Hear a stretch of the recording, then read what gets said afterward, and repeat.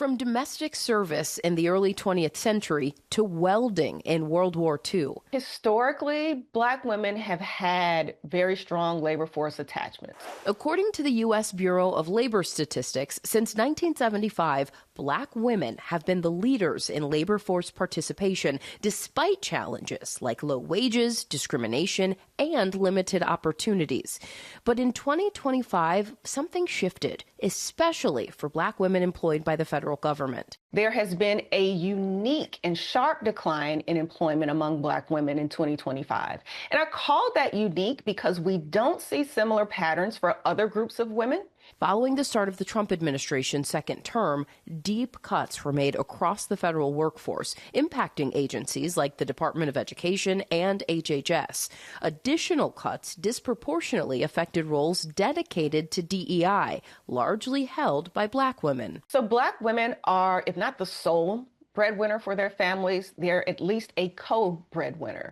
And the loss of these jobs, again, many of those that have come from the federal government, where historically people have better paying, more secure employment, have had a major impact on families' economic security. After spending 16 years building her government career, Tiffany Mudler landed her dream job at USAID.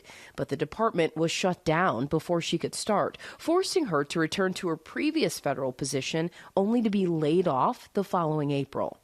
I just never thought that at 42 I would be here and jobless and in a few months, no income, no health insurance, no dental, no vision. Now, Tiffany is leaning into something that started as a hobby, working 2 part-time jobs in wine sales. It's been, almost a year now, and I feel like I'm finally getting into more of a phase of surrender, where before it was just survival. She's one of the more than 300,000 Black women who've lost jobs since February 2025, with Black women's unemployment rate rising to 7.3%, while the nationwide average is 4.4%. Cheryl Parker was forced to retire early last year after 36 years of service in various departments for the federal government. I always worked my hardest to service the American people from the time I was a student clerk typist until I finished my career at the FDA. I felt demeaned when basically my job and my career was taken away from me. When Nneka Obiekwe saw these layoffs affecting her friends, she sprang into action, creating a simple WhatsApp group to help people connect and share resources. I went to sleep that evening, woke up early the next morning, and the group chat had gone to over 500 people. Let's get 3. Gorgeous, Sade. The community moved to the Discord app and is now called Black Women Rising.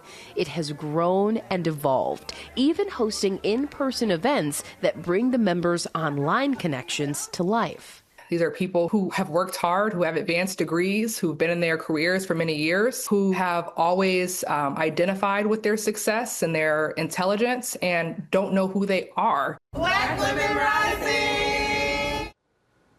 So there's this famous scene from Scandal when Olivia Pope is being scolded by her father, and he reminds her what he's always told her about being a Black woman, telling her she has to be twice as good to get half as much. Guys, that is not just TV, but that message reflects the lived experience of so many Black Americans, especially women in the workplace when it comes to things like opportunities and pay disparity. But to be so resourceful as they are and sharing their resources. Yes, finding a way forward. Yeah. So glad you brought that to us. Alarming. They are. They absolutely are. So I'm glad that we got to talk about it. Thank you for bringing it tonight. It's really special.